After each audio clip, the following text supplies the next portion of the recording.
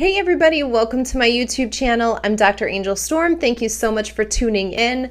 Today I want to cover a topic that isn't discussed that often in narcissistic abuse awareness or recovery channels and circles, honestly. And so one of the things that we don't really think about when it comes to the trauma bond is that it can make us make decisions that we will later regret. And this is one of the things that I want to talk to you about the trauma bond.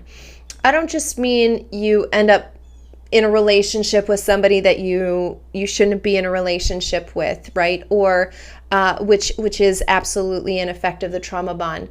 But it can also have you making choices that are not healthy for you, that are not healthy for your future, and that can actually cause real damage to you beyond emotionally, beyond mentally even, or physically. That can take you a long time to recover from. So I want to share a story with you from somebody who had written to me this week about basically they explained their story, and then the question was, why do you think I did this? Do you think that it was because of the trauma bond? And I absolutely do. So the story is that that this person started dating a narcissist. They would eventually get married. And during this time that they were kind of dating, they had always talked about, starting this business that the narcissist, who happened to be a female in this situation, she wanted to start like a clothing store. And so the person writing me the email, the victim of this situation, had said, they're always been very good with money. They're quite well off. They have, they're in business. They're in the business field. And so they know this arena very well. And yet, so they end up getting married. They start a store, and he finds himself not being able to say no to her. So she's making terrible business decisions, and he feels as though he can't control it. He can't stop it. There's not any kind of thing that he can do, but he, in the moment, writes it off because he loves her, saying that they're married. That's his wife. And then, so the store keeps getting more and more in debt. So instead of making money, the store is costing them a lot of money. And eventually they file for divorce, right? So this goes on for about 5 years. They have 2 children during this time. And during the divorce, what ends up happening is they're now having to split the property of the business, right? And when he's looking back on these decisions that he was making, because part of when you get divorced or when you go through custody, you need to do financial disclosures, okay? And that's where you talk about all of your income and what kind of debts you have and who pays for what and that type of thing, okay? It goes to determining alimony and child support and other things, cost of attorney fees and all types of stuff like this. So he's sitting down with his attorney, looking over his financial records from, the past 10 years, and he's seeing these decisions get more and more, he sees that his decisions have basically had no rationality made to them. And this is one of the things that the trauma bond will have you do. This is a guy who's a professional in that field, who has started many businesses. He actually helps businesses invest so that they will not lose money, but they will gain money, and that way they can use that money to help their business grow. So this guy does this for a living, and he's quite successful at it. And in his own life, what the trauma bond was having him do is literally throw out all of that knowledge, throw out all of his experience that he's accumulated and spent his life working in, and to pursue this dream of the narcissist, in this situation, his ex-wife, and what she wanted to do. And he found himself not being able to say no. And he was thinking about this, like back to himself, after he had been made aware, of course, that she is a narcissist, and that there were other things that were happening. But one of the things is how she was impacting his decision making and spending decisions when it comes to this business. And this is one of the things that the trauma bond will do to you. It will cause you to make choices and decisions that have no rationality put behind it, even if you're an expert in that field. So this is not just an emotional tie that kind of takes over and just your emotions are running the scene, which often does happen. That does occur with the trauma bond. But what I'm talking about here specifically is somebody who's an expert in their field, who has helped make businesses millions and tens of millions of dollars. As a professional, he has done this, and still he finds himself not being able to manage one clothing store with a narcissist. And so my point being here, it can make you, the trauma bond can make you make decisions that you will later regret and that you can't rationalize. You can't look back and say, this is why I made that decision. You will look at it and see no thought process put behind why you made that decision. It's almost like it's just an immediate thing that happens without you thinking about it. It's like breathing.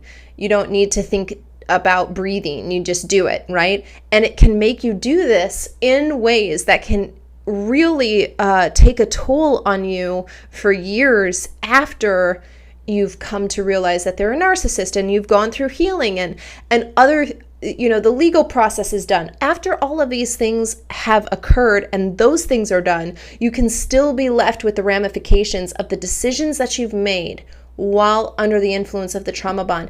And that's something that I really want you to be aware of. If you're watching this video and maybe you're not the one who's with a narcissist, maybe you have a friend who's with a narcissist, or your child or sibling, please be aware of the things that they're doing, of the choices that they're making underneath this trauma bond, and try as best as you can to help them really take a look and see what they're doing. One of the things that this guy who wrote to me said, he said he at the beginning when they started this company, when this clothing store, he consciously was knowing, he was trying to not discuss these choices, the business choices he was making with his friends and coworkers in that same field, or with his attorney. With his business attorney. So he was consciously knowing he was making some bad choices at the beginning.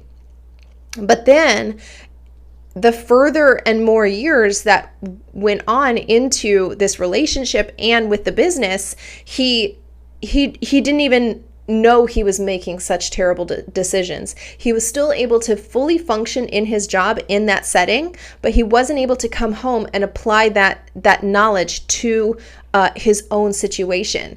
And so it wasn't even that he was hiding those decisions anymore. He just didn't even know he was making those decisions.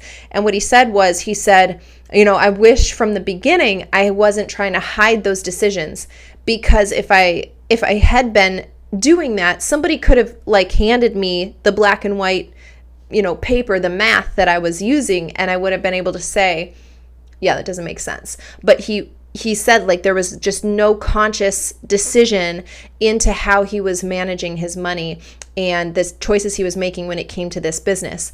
And so I also want to do this video because I think it's really important that we differentiate between what the narcissist makes us do. There is absolutely manipulation. There is absolutely that need for control. And so the narcissist can kind of make you feel like your options are very limited and you're really stuck in this place, right? But also be aware that it can actually be your own brain making you make decisions like this, helping you stay connected in this bad cycle. You know, again, I try to tell my clients this. I think I've said it many times, even on this channel, which is that whatever level you think of abuse you're experiencing now, it will never stay that same. Today is the least amount of abuse you're ever going to experience from the narcissist, and you won't even notice that a little drop, a little millimeter was added to the amount of abuse you're enduring tomorrow. This compounds over time, and so before you know it, you're an expert in your field, yet making completely irrational decisions in your own personal business. And so your own brain is, and your own chemistry, your own body chemistry, your neurochemistry is feeding this cycle, right? And so I've said this before, which is that the narcissist's goal is to actually not abuse you, because you're going to do it for them. You're going to abuse your own self. You'll just do it yourself, and then that way they can just kind of check in every now and again and remind you that they're there. You start believing the things that they say to you. You start believing the thought process that they have imprinted on your mind, and now that is physically able to be viewed in your brain. We can actually see how this looks under fMRI technology, so we can see the effects that this will have on the physical structure of your brain. So I just wanted to do this video so that you're aware that there can be lasting ramifications from being with a narcissist, beyond the emotional, beyond the mental, beyond, you know, the need to find your identity and start all over with who your friends are and your support network and all of that. Beyond that, there can be serious ramifications that you're going to have to face for years. My sympathy goes out to the guy who wrote to me, who said, like, court's done, divorce is done, custody is established, but what's not done is the choices that I made while under the trauma bond. And he was asking me if I thought that was what it was, and it absolutely is.